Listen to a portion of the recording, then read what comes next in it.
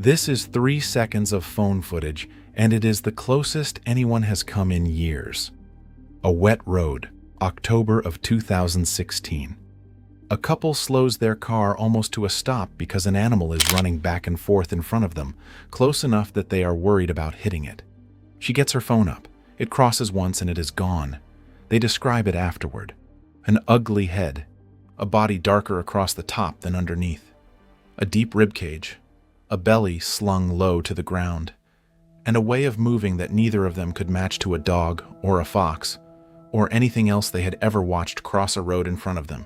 The clip went to a thylacine research group. It got posted, enhanced, slowed down, argued over, and filed with all the others. And nobody watching it seems to notice the one fact that disqualifies it. That road is in the Adelaide Hills. The Adelaide Hills are in South Australia. That is the mainland. And the thylacine vanished from mainland Australia roughly 2,000 years ago, which is where almost all of the searching now happens. Where the roads are, where the towns are, where somebody happens to be standing with a phone. 600 miles to the south is the only landmass on Earth where this animal is known to have survived into the 20th century, and it is the place almost nobody is filming. In 1986, Australia stopped looking at it. That was the year the International Union for Conservation of Nature formally designated the thylacine as extinct, 50 years after the last captive animal died in Hobart. The file was closed. In 2023, a team at the University of Tasmania finished reading every thylacine record ever filed on that island. 1,237 of them, going back to 1910. Their models returned a date for when the animal actually disappeared. It was not 1936. It was not 1986 either. And for some parts of Tasmania, the models never returned a date at all. Extinction is not declared on the day the last animal dies. It is declared when the reports stop. The reports did not stop. For 50 straight years after Hobart, people kept walking out of the Tasmanian bush and telling somebody what they had just seen. The record those people generated is almost impossible to read cleanly, and the reason for that is a law. Before 1936, killing a thylacine paid. The Tasmanian government offered £1 for an adult and 10 shillings for a juvenile. Between 1888 and 1909, 2,184 bounties were collected, and that number leaves out the animals shot for private landowners running their own schemes. Then, in the same year the last captive animal died, Tasmania granted the species full legal protection. The incentive inverted overnight. For 21 years, the state had paid people to bring in bodies. Now bringing in a body meant confessing to a crime. Look at where the hard evidence actually stops, and the edge is blurrier than the official date suggests. The last fully documented wild thylacine, the one with photographs attached, was shot in 1930. 2 more bodies are recorded in 1933. 2 animals were caught and released in 1935 and 1937. That last one is a year after the species was supposedly finished. And then the physical trail goes cold, at exactly the moment the law made producing a body dangerous, which is why the database contains something that almost never gets quoted. From 1937 onward, alongside all the visual sightings, the record holds 26 reported deaths and 16 reported captures. Not tracks, not blurry footage. People stating that a thylacine was killed, or that a thylacine was physically caught and held. Not one was ever verified. Every one of them, if true, was a prosecutable offense. Serious money went chasing those reports. In 1983, the American media magnate Ted Turner offered $100,000 for proof the species survived. In 2005, an Australian magazine raised it to $1.25 million. Nobody collected either.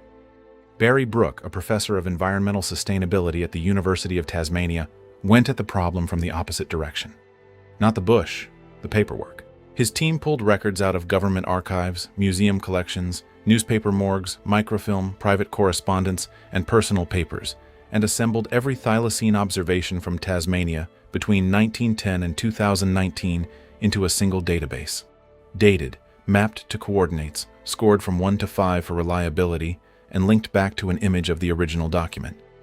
99 of the 1,237 entries were physical records, bodies, captures, specimens. 429 came from experts, meaning former trappers, bushmen, scientists, or government officials. The remaining 698 came from the public. Assembling all of it in one place produced a finding that had nothing to do with statistics. Scattered through the record are clusters, groups of reports filed separately that land in the same small area within the same narrow window of time, describing the same animal in closely matching terms. The people who filed them did not know each other. They did not know the other reports existed. And the authorities who received them, receiving one letter at a time across decades, had no way to see that anything lined up. Those patterns only became visible once every record in Tasmania was sitting in the same spreadsheet, which had never happened before 2023. Then they ran the mathematics, and the mathematics split in half. Feed the models only the physical specimens, only the entries with a body attached, and the answer is exactly what the textbooks say. Extinction in the wild before 1940. Clean and uncontroversial. Feed in the expert sightings and the public reports, each one discounted according to its reliability score. And the answer moves by more than half a century. The most likely extinction date the models return is the late 1990s or the early 2000s. Same team, same database, same statistics.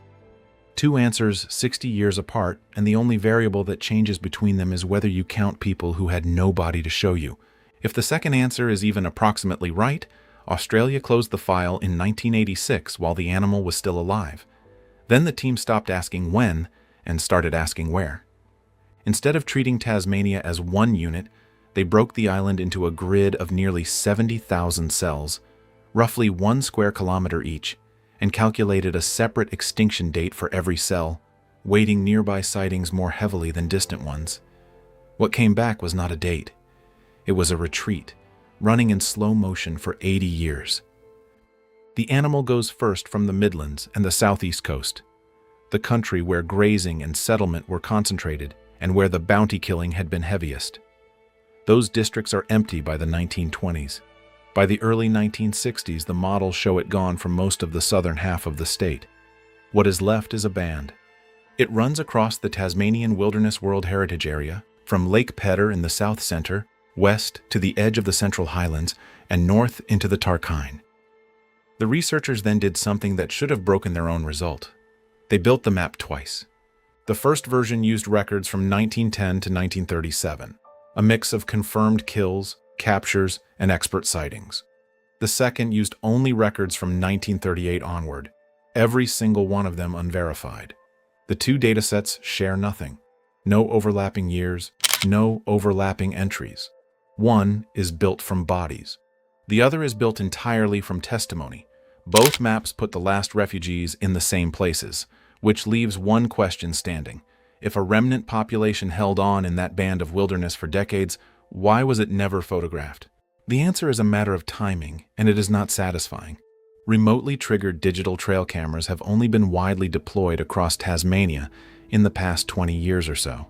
Before that, searching meant short expeditions carrying film cameras across small patches of ground for limited stretches of time. The equipment that could have answered the question arrived after the window in which the answer would have been yes. There is one more pattern in the database. Across the 6 decades from 1940 to 1999, the annual rate of thylacine reports in Tasmania held roughly constant, 60 years of a steady signal. From the year 2000 onward, it falls off substantially. That can be read two ways. Either the public finally stopped believing, or whatever had been generating those reports for 60 years stopped being there. The models cannot tell the two apart. Neither can anyone else. And there is a reason to be careful with the reporting record, which the researchers do not hide. Twice, the annual count spikes hard. Once in 1937, immediately after the species was granted legal protection. Once in 1970, right after a heavily publicized expedition went looking for it. Both spikes follow the news. Neither follows anything happening in the bush. That is the strongest argument against reading the sighting record as a population signal, and it sits inside the same database as everything else. Attention creates sightings. Any honest reading of this evidence has to carry that weight. What it does not explain is the 60 flat years in between, or the clusters, or the two maps that agree. Brooke and his colleagues are careful about the conclusion. Ongoing survival, they write, is unlikely. The probability of the species still being present is low, but when they mapped the upper confidence bounds of their own models, the ones that mark the outer edge of what the evidence still permits, those bounds did not close in the deep wilderness. In some of those regions, the range of dates the mathematics allows extends to the present day. That is not a claim that the thylacine is alive. It is a statement about what the evidence cannot rule out, and the evidence cannot rule it out in the one part of Tasmania almost nobody walks through, which is the part that has never been systematically searched with modern equipment. For decades, the hunt has drifted toward the mainland, toward the roads and the towns and the phone footage, toward a place the species left 2,000 years ago. The band the numbers actually point to is temperate rainforest and button grass on an island 600 miles south of that road in the Adelaide Hills, country where the last credible reports were still arriving while the rest of the world had already stopped counting. Australia declared the thylacine extinct in 1986. The most thorough analysis ever performed on the evidence suggests the declaration came first and the extinction came later, and nobody was looking in the right place when it mattered.